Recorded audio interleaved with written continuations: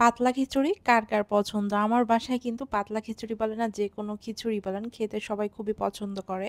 আর আমার হাতের এই পাতলা খিচুড়িটা জাস্ট ওয়াও! যারা একবার খেয়েছে তারা কিন্তু খুবই প্রশংসা করেছে।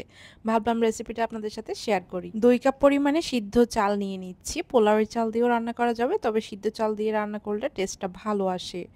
আর এখানে পৌনে ১ কাপ করে দিয়েছি কাঁচা মুগ ডাল আর মসুরের ডাল ভালোমতো ধুয়েও নিয়েছি। সাথে দিয়েছি এলাচ, দারুচিনি, তেজপাতা, কাঁচামরিচ ফালি, হাফ কাপ পরিমাণ পেঁয়াজ কুচি, ১ টেবিল চামচ আদা রসুন বাটা, ধনিয়া এবং জিরার গুঁড়া দিয়েছি ১.৫ চা চামচ করে, হলুদের গুঁড়া, মরিচের গুঁড়া দিয়েছি ১ চা চামচ, স্বাদ মতো লবণ, ২ টেবিল চামচ রান্নার তেল দিয়ে হাত দিয়ে ভালো করে মেখে নিচ্ছি। এই রান্নাটা হাতে মেখে তারপর বসিয়ে দিব, মানে কোনো প্রকার ঝামেলা ছাড়াই হয়ে যাবে। এরপরে আমি হাতটা ধুয়ে পানি দিয়ে দিচ্ছি। যেহেতু পাতলা খিচুড়ি এর জন্য কিন্তু পানির পরিমাণটা অনেক বেশিই লাগবে। আর যেহেতু সিদ্ধ চাল এবং চালটা কতক্ষণ লাগবে সিদ্ধ হতে সেটার উপর ডিপেন্ড করেও কিন্তু পানি লাগে।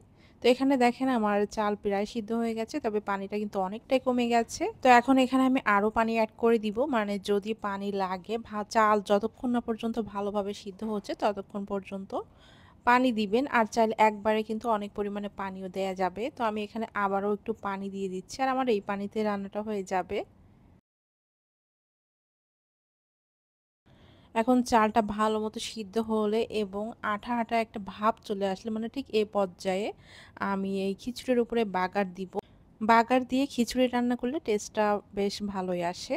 তো এই বাগারের জন্য আমি সয়াবিন তেল দিয়ে দিচ্ছি 1/4 কাপ পরিমাণে। ৩-৪ টা আস্ত শুকনা মরিচ ফোড়ন দিচ্ছি। শুকনা মরিচ তেলে ভালো মতো ভাজার কারণে খুব সুন্দর একটা স্মেলও কিন্তু বের হবে। এখন এখানে পেঁয়াজ কুচি দিয়ে দিচ্ছি আমি ৩ টেবিল চামচ পরিমাণে। এখানে আমি রসুন কুচি দিব না, জাস্ট পেঁয়াজ এবং শুকনা মরিচটাই দিলে হয়ে যাবে। এখন এই পেঁয়াজটা আমি ব্রেস্তা করে ভেজে নিচ্ছি। খিচুড়ির উপরে বাগার দেওয়ার সময় আমরা যে পেঁয়াজটা দিচ্ছি এই পেঁয়াজের পরিমাণটা একটু বেশি দিলে কিন্তু দেখতেও ভালো লাগবে আর গালে পড়লে খেতে বেশ ভালোই লাগে।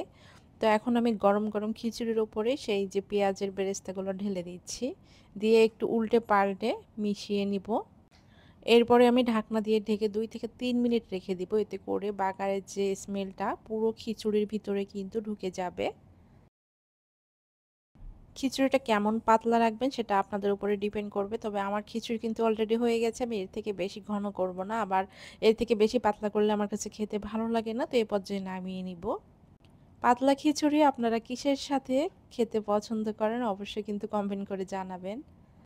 আমার সহজ রান্নাটা আপনাদের কাছে কেমন লেগেছে কমেন্ট সেকশনে কমেন্ট করতে ভুলবেন না। নতুন কোনো রেসিপি নিয়ে চলে আসব। সবাই ভালো থাকবেন, সুস্থ থাকবেন। আল্লাহ হাফেজ।